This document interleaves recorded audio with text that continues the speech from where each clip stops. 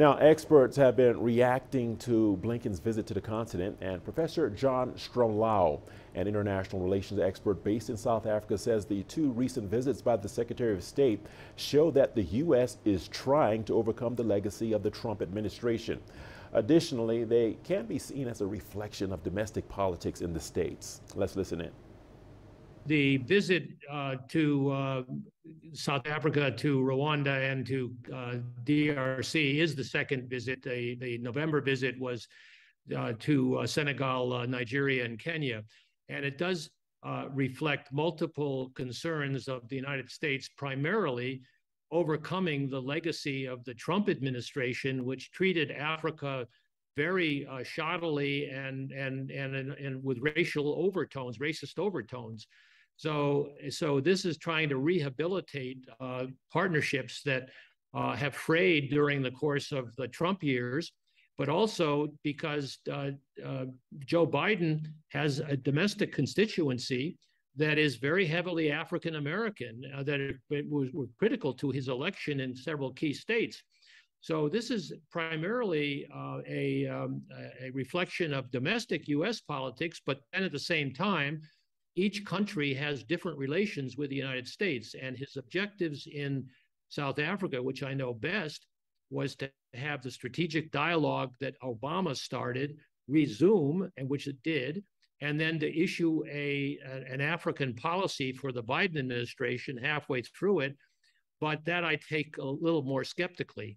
The minister was referring specifically to the the House of Representatives passage of malign Russian activities act in Africa, and this has been presented as a way to counteract Russian expanded activities. But in fact, it's only a request for a study by the Department of State. And frankly, I would think that it would be good to get more information on it, because this whole bullying idea, it's hard to imagine the U.S. bullying anybody right now, given its domestic problems and given its domestic divisions. But in any case, it has done historically. But why not at least get as much intelligence as you can on what's going on? Because certainly here in South Africa, where we have a very free press, we need as much information as we can get our hands on that's credible.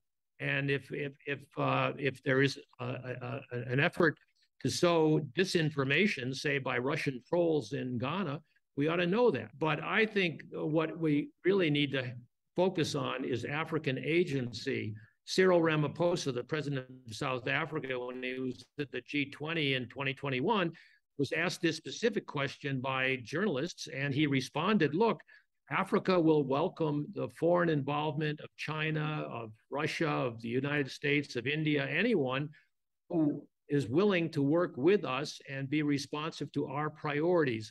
That certainly has been the case for China and for America. I'm not so sure about Russia, but Russia's activities down here are relatively limited. So that I can't see that there's a new Cold War, and I would hope that there could be complementary involvement by China and the United States to the betterment of Africa.